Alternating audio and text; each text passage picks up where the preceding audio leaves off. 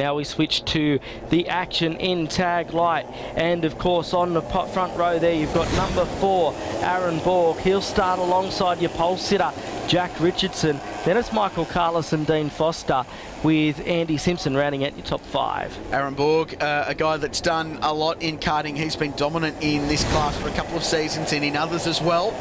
A well-known name in the karting circle, so one to watch from the front row in this race. Richardson would put him under pressure as the field came down to the start, but the number 4 from the outside would sweep across the front and look down into turn 1. It was a good fight though. Richardson just got past, and in the early laps it was competitive stuff, good hard side-by-side racing. Just absolutely frantic stuff out there among this lot.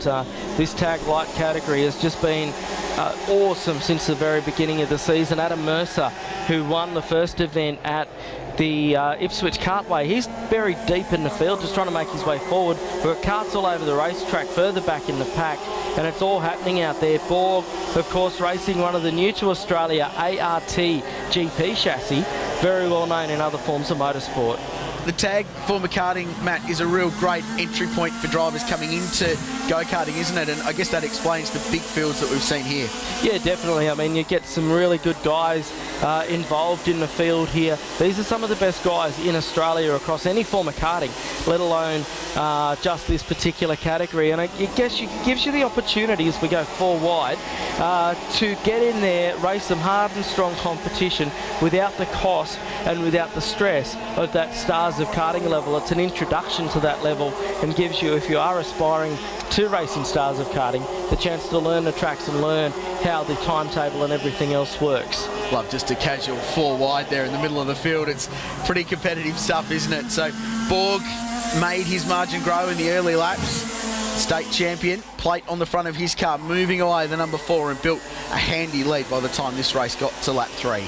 Yeah, definitely, and right behind him, the battle for the minors has been on all throughout the weekend with the likes of Richardson, Carlos, and of course Dean Foster.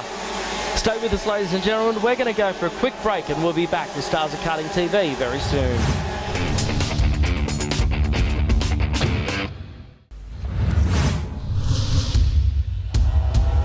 We're back at Todd Road, the CIK Stars of Karting, thanks to Castrol Edge, and we're taking a look back at the TaG Light class, Matt Payne.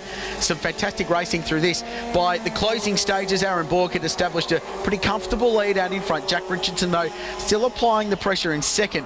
Michael Carlos in third, but this was a great fight, and this evolved over the course of the race. Yeah, the battle for the podium was by no means over. Aaron Borg really shot to the front in this final. Throughout much of the heat racing, it was between these 3 or 4 guys who are absolutely going at it, swapping paint as you like, and but Borg has really stepped on the gas in that Hurst Racing Engines supported ART GP chassis. This will be 2 on the trot for Borg in this category. 1, of course, at round number 4 at Eastern Creek on the debut of the chassis in Australia. So he's very happy with the new chassis he's got underneath him. Yeah, and the ART chassis is making a big impact in Australian karting, brought into the country by Devarshan Padiachi, champion karter, now running in Porsche Carrera Cup as well. Gets very hands-on, goes and tests the kart, so I'm sure it's a bit of fun as well. It's not all hard work, but working very hard to make sure the ART brand, which is synonymous with European open wheel racing in GP2 and Formula 3000 back in the day, as well as F3,